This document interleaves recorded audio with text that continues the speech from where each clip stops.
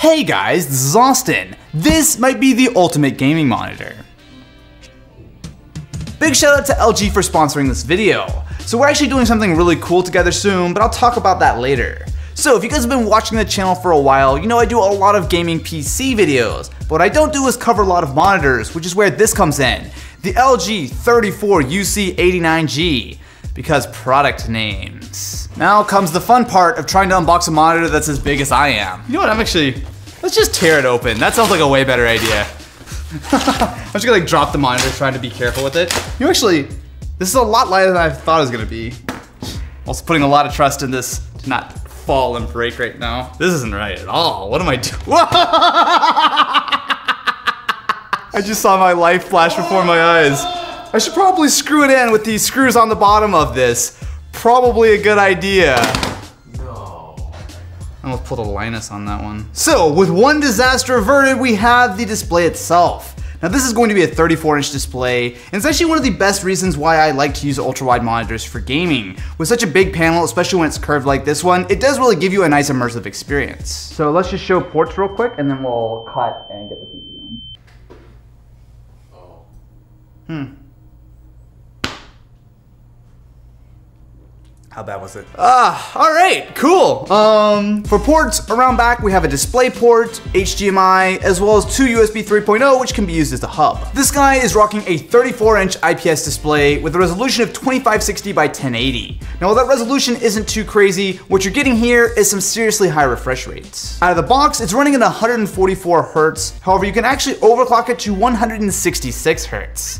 Now that combined with G-Sync support means that this is going to be a really smooth experience. But if you're running AMD graphics, there's also going to be a FreeSync version of this monitor, which happens to also be a fair bit cheaper. The panel supports 99% of the sRGB color space, which makes it suitable for stuff like photo and video editing. However, for me, the resolution is going to be a little bit low for this. It is really meant as a gaming monitor. Before we get started, we might as well overclock the monitor because it literally takes like 10 seconds. All you do is reach underneath, pull up the menu. Pretty much all LG monitors make this pretty simple with the little nub on the bottom. And all you do is turn on the overclock. It'll tell it that the monitor needs to reboot, and then it should be good. Then all you need to do is go into the NVIDIA control panel, make sure G-Sync is enabled, and then select your refresh rate at a crispy 166 Hertz. So first we have Dirt 4. Now not only is this a really fun game, but I think one of the nice things about it is that with this cockpit view, it really does make the ultra wide look nice.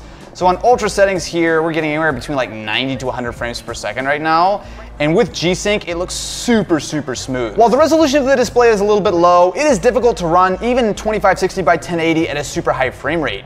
So right now with a Core i7 and a GTX 1080 Ti, I'm still only getting about 90 frames per second. Personally for me, I prefer a smoother frame rate with slightly lower graphics versus something that might look a little bit better, but is not going to run anywhere near as smoothly. Next, we have a game that can definitely take advantage of a high frame rate, CSGO.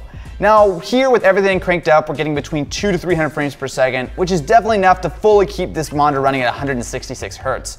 And yeah, it looks pretty good. Now I am by no means any good at CSGO, but even I can tell how much of a difference it makes having such a high refresh rate. Now I know a lot of people like to play this game at a super high frame rate, even though the monitor can't handle it to keep input latency down, but especially when you pair it with 166 Hertz, it looks nice. Although it's probably not enough to keep me from getting killed.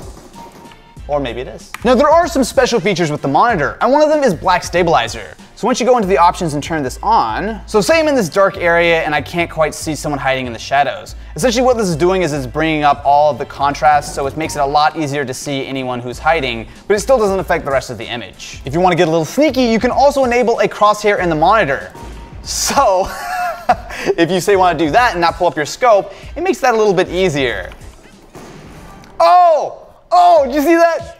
Ha! If you guys want a chance to potentially win not only one of these monitors, but also a whole lot more, LG is doing their third ultra-wide festival, and this year, Linus and I are going to be hosting it. For 2017, it's all focused around this ultra-wide monitor, but the grand prize is going to get a gaming setup worth $10,000. To enter, submit a video that's 144 seconds or less explaining why you need the new ultra-wide display. Now in the video, make sure to not only include your face, but also your current gaming PC. Then just post your video on YouTube, Facebook, or Instagram using these hashtags, and then submit it at the link in the description. 50 finalists will win a $50 Steam gift card and the chance to come up to Canada, hang out with Linus and I, and potentially win that giant setup. So the contest will be running from August 14th to 23rd, so good luck. So what do you guys think about the ultra-wide display? Let me know in the comments below and I will catch you in the next one.